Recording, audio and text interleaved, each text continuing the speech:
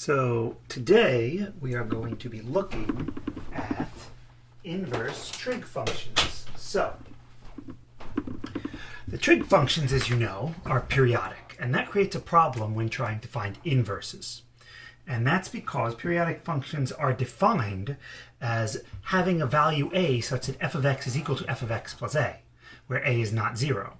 Well, if that's the case, right here, well, that means f of x and f of x plus a are the same, those y values are the same, but x and x plus a are different.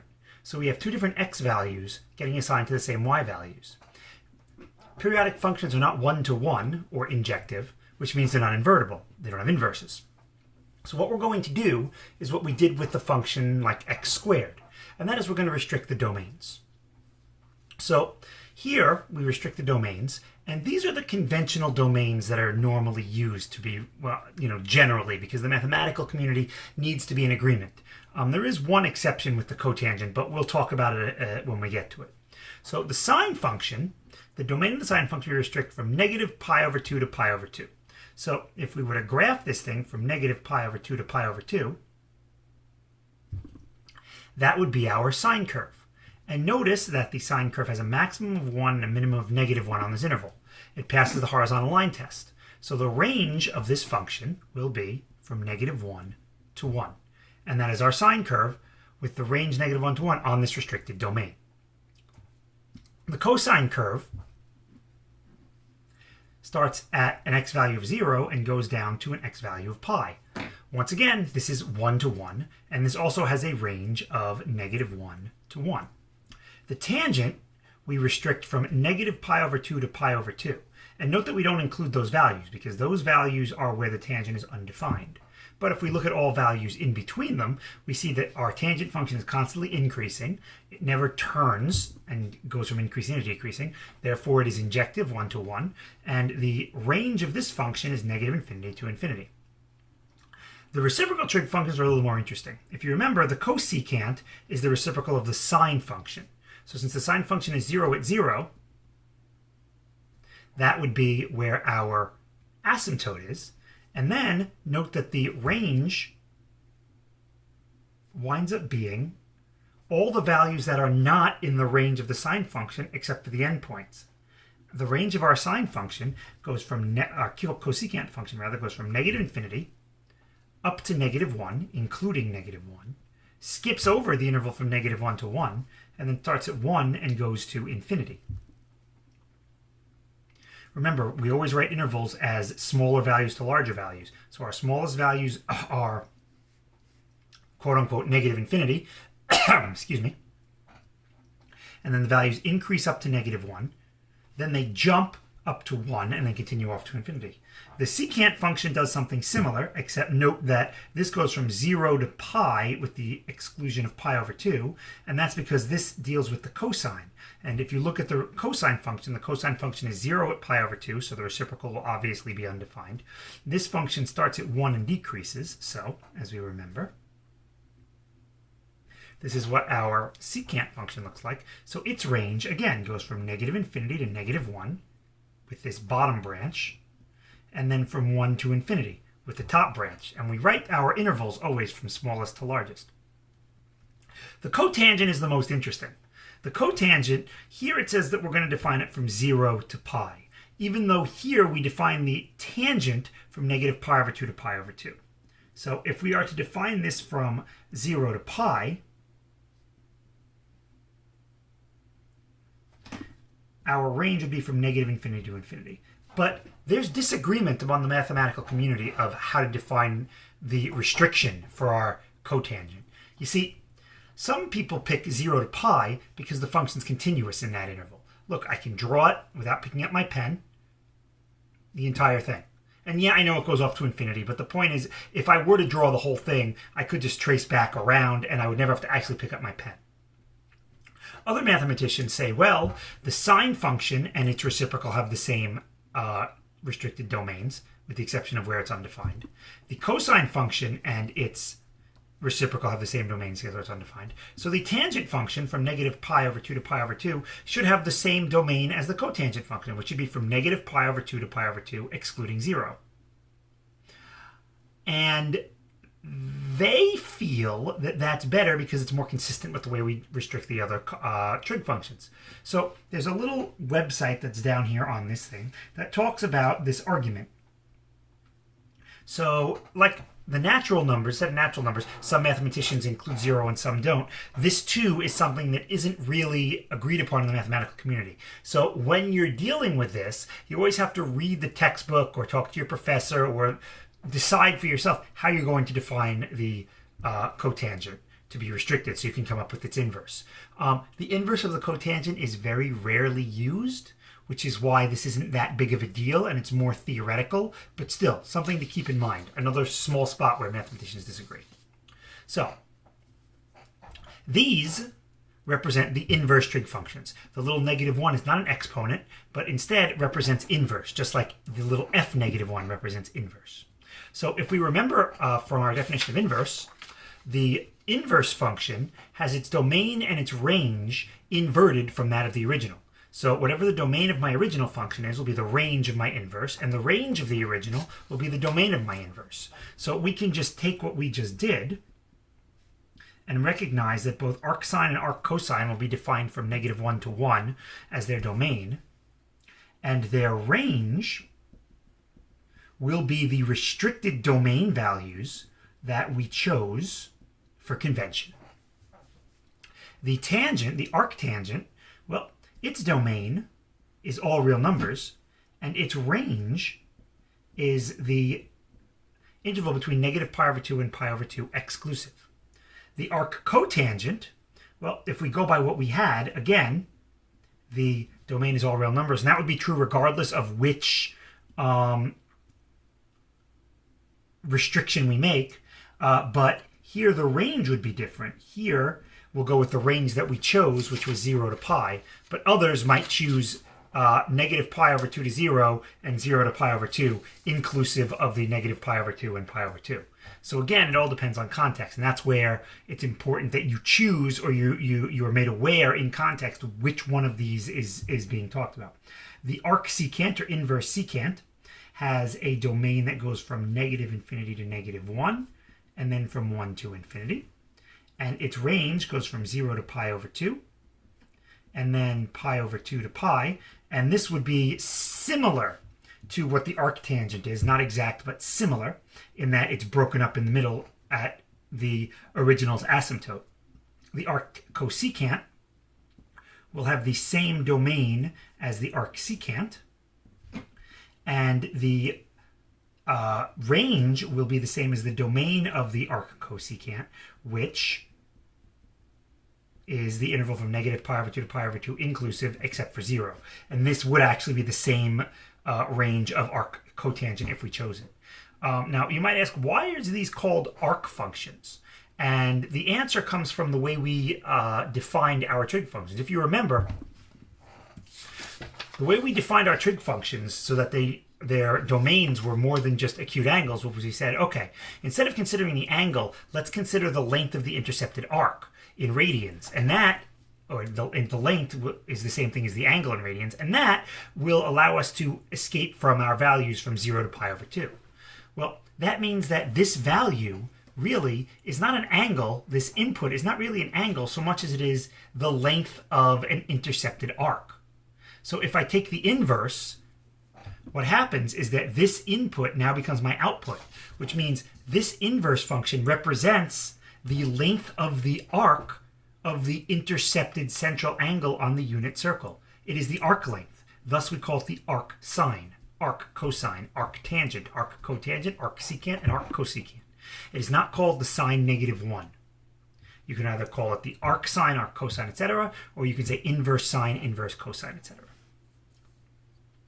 So we need to recall that in order to graph the inverse of a function, since we are inverting the domain and range, it's the same thing as reflecting the graph of our original function over the line y equals x. So we're going to get the graphs of some of these inverse functions by doing just that. So I'm going to do this in pencil because it says to do it in pencil, and this would have been an activity, a little group activity you would have done. So if you want to stop the video now and try this on your own and then check later, by all means go ahead. If not, then you can follow along, and I suggest that you actually follow along doing this. So on the axis below in pencil, we're going to graph the function f of x equals sine x on our restricted interval.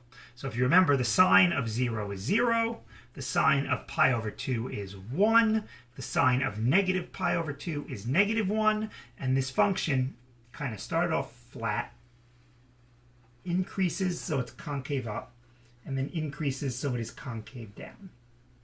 And there's our original sine function. And now we're also going to graph the line y equals x. So I'm going to graph the line y equals x, and to do that, I have the point here, I have 1, 1, and here I have negative 1, negative 1, and 0, 0, so I can just connect them.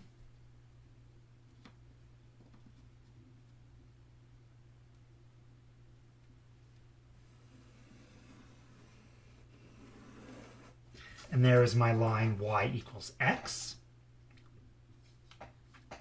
And now we're going to graph the arcsine by reflecting our graph through the line y equals x. So to do that, it helps to actually turn this 45 degrees and pretend that this is a vertical mirror, so that wherever these points are on one side, they'll wind up on the other side. So if we do that, what happens? Well, this is the point pi over 2, 1, which means the reflection should be 1 pi over 2. And note that if I come this way and then I go this way, I will wind up with 1 pi over 2. And now I can draw the reflection. The reflection is going to go toward the mirror.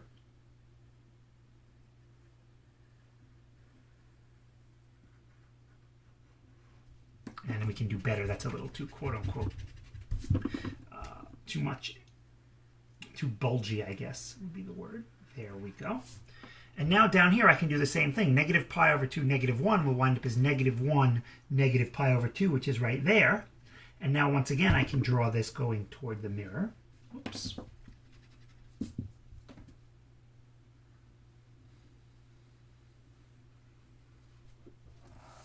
And now I'll erase the original graphs of the sine of x and y equals x. So get rid of the line y equals x.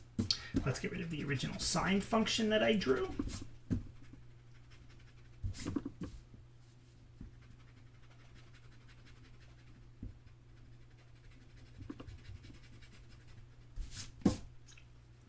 And now you'll notice here, I kind of have my function kind of double back a little bit. So let's have it a little more accurate there. There we go. This is the graph of the arcsine.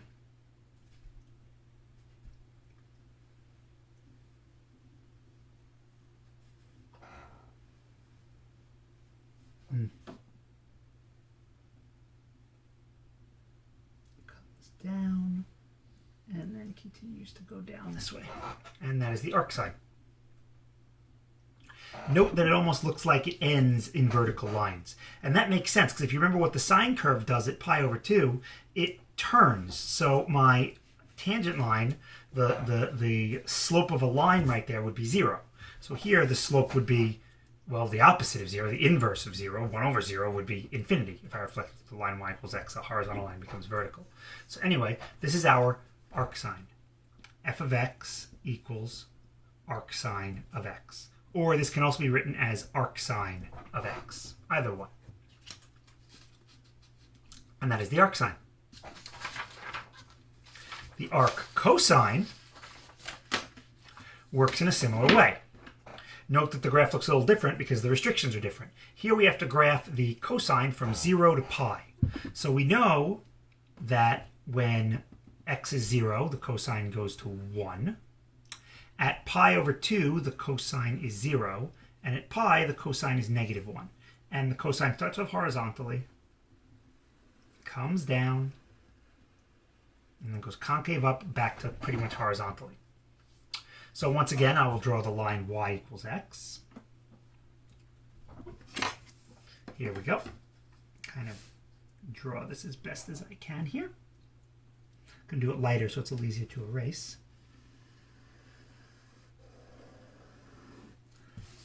All right, not perfect, but close enough. And now, since I know the point 0, 1 is on the original, I know the point that 1, 0 will be on the reflection, on the inverse. Since pi over 2 comma 0 is on the original, then 0 comma pi over 2 will be on the inverse. And since pi comma negative 1 is on the original, negative 1 comma pi will be on the inverse. So now I will reflect, and I see that my cosine curve, when it's reflected, will go toward the mirror. And then I have to go from this point and intersect this point here. Here we go.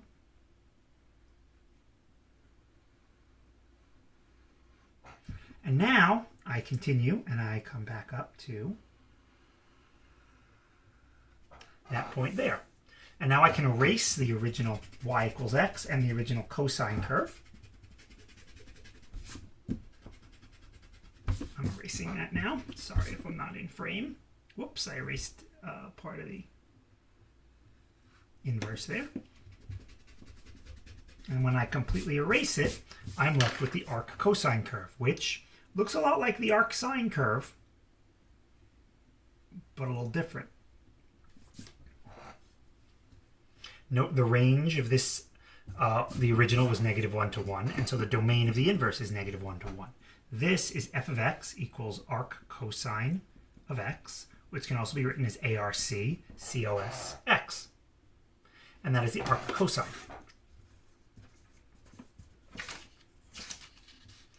And then we'll do one more.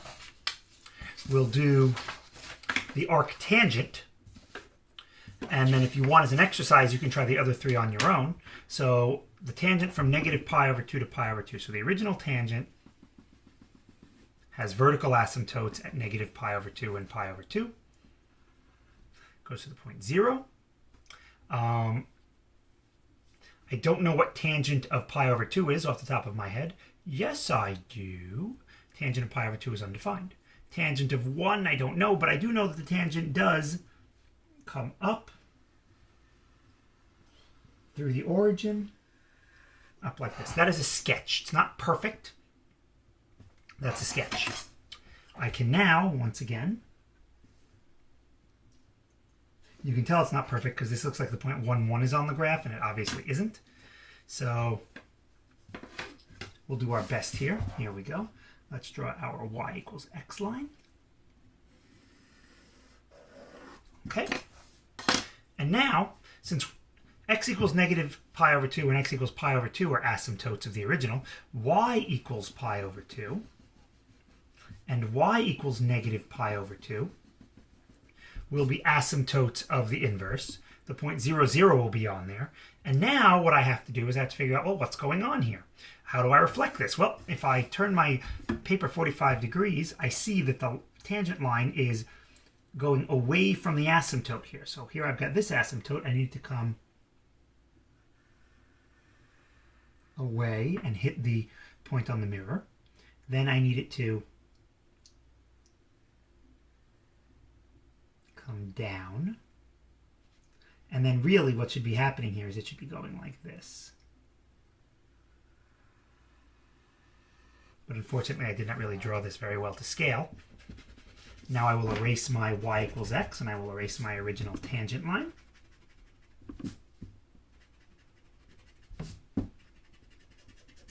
And when I do that, we see that the arctangent has two asymptotes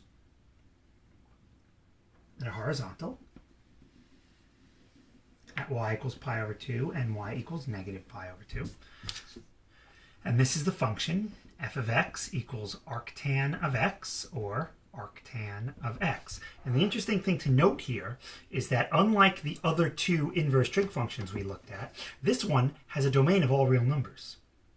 And what that allows us to do, since this continues onward beyond a small specific restricted domain, is we can examine end behavior.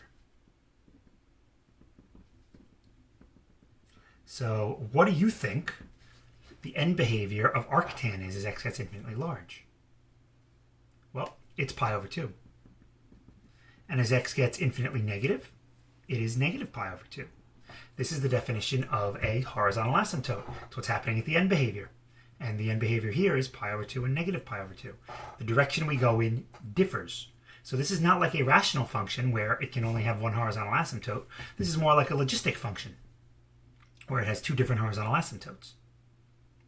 And that is the graph of the inverse tangent. And then we can talk about inverse secant, inverse cotangent, and inverse tangent. If you would like, you can look those up. You can try them. But that's it for this. This was quick. I know that Monday is Memorial Day, so we won't have a lesson there. So because Monday is Memorial Day, we'll get into the spirit of Memorial Day and give this our Cetron seal of approval with our red, white, and blue seals.